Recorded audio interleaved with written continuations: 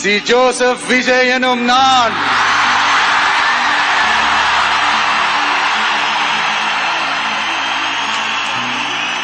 இத்தனை கோடி மக்கள் என் கூட இருக்கும் போது எது வந்தாலும் பாத்துக்கலாம், என்ன வந்தாலும் பாத்துக்கலாம்.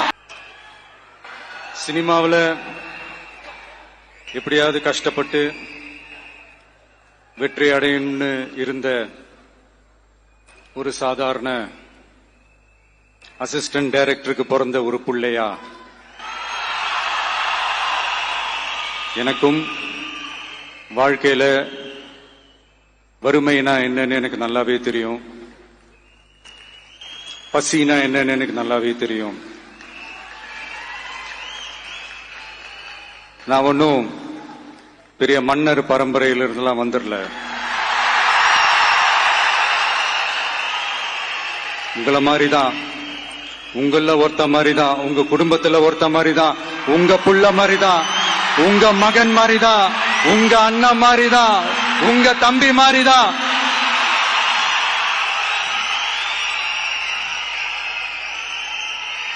அப்படிதான் நான் உணர்றேன். நீங்களும் என்ன அப்படி நினைச்சதுனாலதான் சினிமாவில் எனக்கு ஒரு மிகப்பெரிய ஒரு இடத்த ஒண்ணு கொடுத்தீங்க. அதையெல்லாம் விட்டுட்டு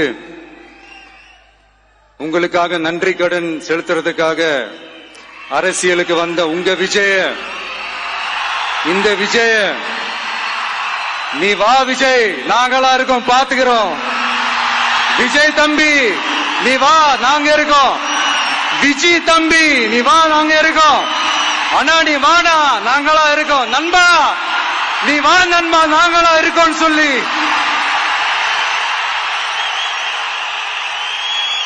அவ்வளவு அன்பா, அவ்வளவு உறவா என்ன ஏத்துக்கிட்டீங்க. இந்த நேரத்தில் இதை நான் சொல்லணும்.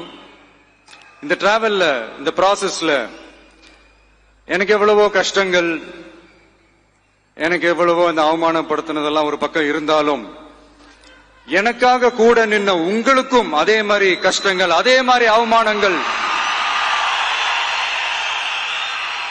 அதையெல்லாம் நீங்க பெருசா எடுத்துக்காம, அதையெல்லாம் நீங்க பொருட்டாவே எடுத்துக்காம, என்னோட வலிகளை, என்னோட வேதனைகளை உங்களோட தான் நினைச்சு என் கூடவே நின்னு இன்னைக்கு சி ஜோசப் விஜய் எனும் நான்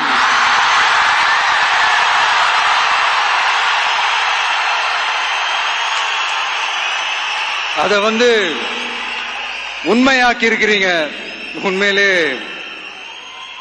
எனக்கு என்ன சொல்றதுன்னு எனக்கு தெரியல. என்னுடைய உறவுகளே, என்னுடைய சொந்தங்களே, நான் ஒன்னும் தேவ தூதன்லாம் கிடையாது. நானும் ஒரு இயல்பான ஒரு வாழ்க்கை வாழ்ற ஒரு சாதாரணமான மனுஷன்தான். நான் முன்னாடியே சொன்ன மாதிரி அது செய்வேன் இது செய்வேன்னு பொய்யான வாக்குறுதிகள்லாம் கொடுத்து உங்களை தான் ஏமாத்த மாட்டேன். எது சாத்தியமோ அது மட்டும்தான் நான் செய்வேன். இம்மிடியட்டா உங்க மனசுல ஒரு கேள்வி ஒண்ணு வரலாம், அப்ப சாத்தியம் இல்லாததை செய்ய மாட்டாங்களா, செய்ய முடியாதா அப்படின்ற ஒரு கேள்வி ஒண்ணு வரலாம். இத்தனை கோடி மக்கள் என் கூட இருக்கும் போது எது வந்தாலும் பாத்துக்கலாம், என்ன வந்தாலும் பாத்துக்கலாம் அப்படின்ற அந்த கான்பிடன்ஸ் என் மனசுல இருக்கு.